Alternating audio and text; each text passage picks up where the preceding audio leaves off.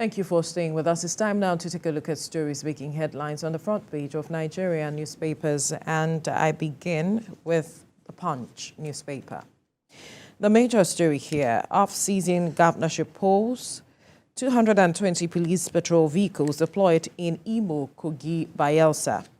And some riders here: Inspector General to complete deployments Friday to redeploy Imo CP before polls. Egbetokunba's VIP escorts others personnel to curb vote-buying violence. And to some other stories now. Commanders others killed as military bombards terrorists. Details of 70 recovered corpses with police. Abia State is saying that. Now, Lautech students sue Makinde for relocating Agric faculty. Trafficker excretes 86 heroin wraps and releases 14.4 million opioids. Another top corner: Niger, Benue, Kano marketers hike fuel, blame transport cost. A cooking gas scarcity hits Lagos, Katsina, others. Collecting pension unlawful, Falano tells Akpabio, others. Right, you find all of the details of the stories on the front page of the Punch newspaper. To the Nigerian Tribune now, still towing the line of the off-season of cycle elections. Kogi, Imo, Bayelsa elections, IGP, others redeployment of Imo. Commissioner of Police begins distribution of new vehicle security personnel. And another story here says, Sanwo-Olu commissions Red Line Oyingbo overpass. Federal government reopens Ibadan Airport. NAF airstrikes hit terrorist hideouts in northeast, northwest.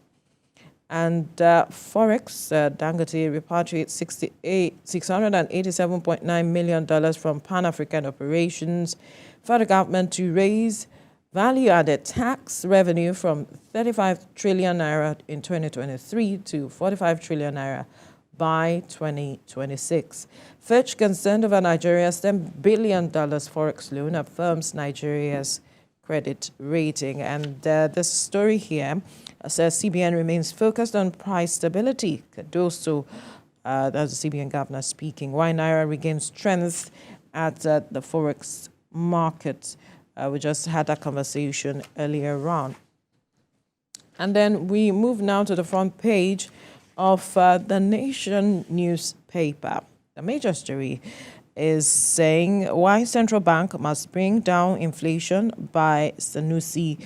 And he said, give a great priority. Cardoso, we are changing Apex Bank's policy direction. All right. You see some details of that story here. Recall that the government had once said that it was diversifying the economy and focusing on agriculture. And here we are seeing Dr. Mohammed Sanusi also saying that government should focus on agriculture. Then we see another story here. President heads for Saudi with investment options. And at the top corner, NLC Imo government clash over attack on Ajero's village. Right. Recall that there was an incident that happened when the NLC president went to Imo State last week and he was attacked. And now we are seeing another story that his village was attacked. Naira firm up will continue. APCAN predicts. Dangote, that's Association of Bureau de Change Operators of Nigeria speaking. Dangote repatriated $687 million from African operations. Jais Bank grew profit by 74% in third quarter. And the story here again says Bayelsa Imo Kogi 2023. Yakubu challenges INEC staff members on integrity. Diri draws huge Yanago crowd in final campaign rally. Ajero is partisan, says Loretta Onoche. All right. Those are the stories you find on the front page of the Nation newspaper. And to the business day now, it says Naira rally below 1,000 to $1 lures investors. Naira rally below 1,000 lures investors. And the other story here says Odua investment gets a rating with stable outlook from Augusto. Fitch leaves Nigeria's rating unchanged 1 year after downgrade. Manufacturers in 166 billion naira loss as borrowing costs surge sevenfold. And to the Daily Trust. The story here, devaluation pushes Nigeria's debt to 89.2 trillion naira as debt stock raised by 20.6 trillion naira in 5 months. Each Nigerian owing 418,000 naira, 779. Wow. Each Nigerian owing 418,799. Wow. What government should do? Experts are already saying. And we see some infographics there. Those are the major stories on the front page of the Daily Trust. Kevin.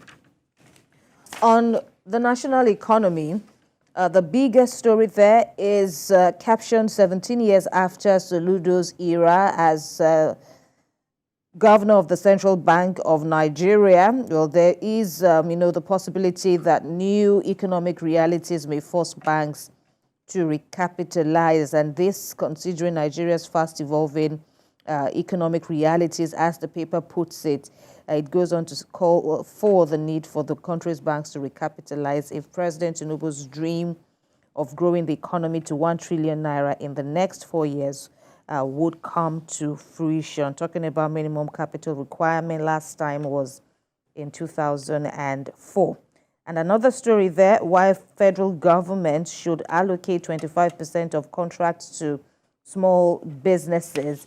All right, that's it for national economy. On the Daily Independent, it's leading with an end game, as it puts it, for forex speculators as Naira begins recovery.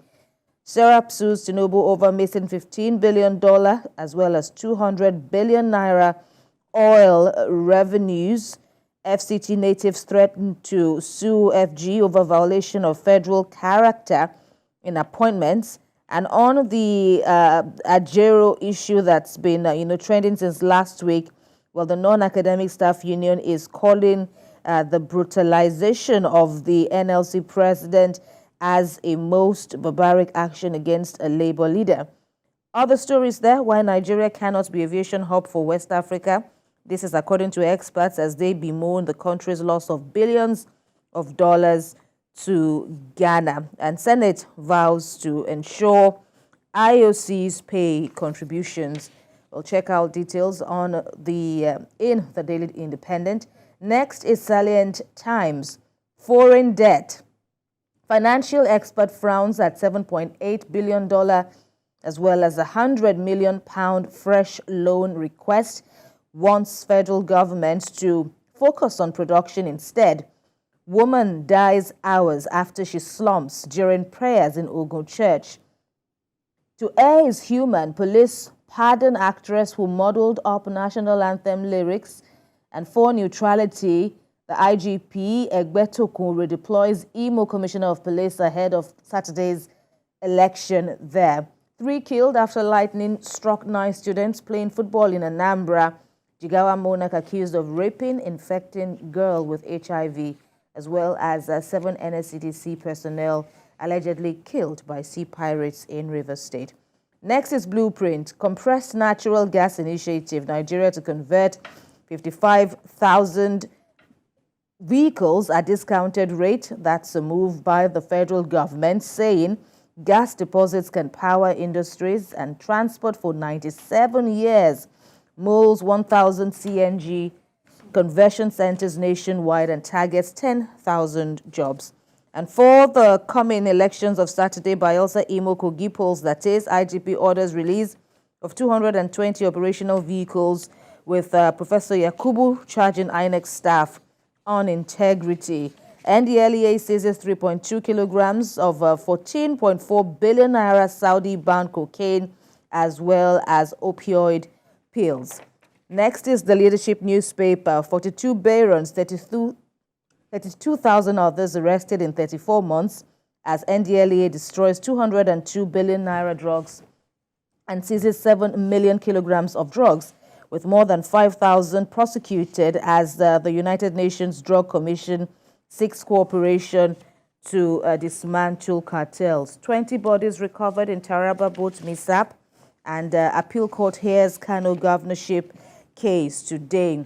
On the Abuja Inquirer, 43% of Nigerian children unregistered at birth, according to UNICEF, and says the northern region records lowest registration.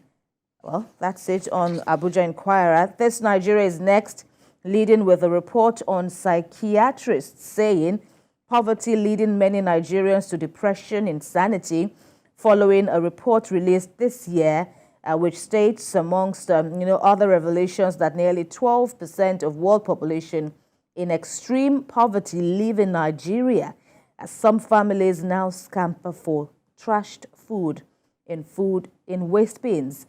FG commits to whistleblower war as CSO plan action. Ex-immigration officer exposes alleged passport issuance logistics scam by U.S. firm. And the federal government recovers 4 billion naira, $4 billion cash, $2 billion assets from Abacha's loot in 25 years. Over now to the west. Cholera outbreak as Ogun beams lights on sachet table water producers.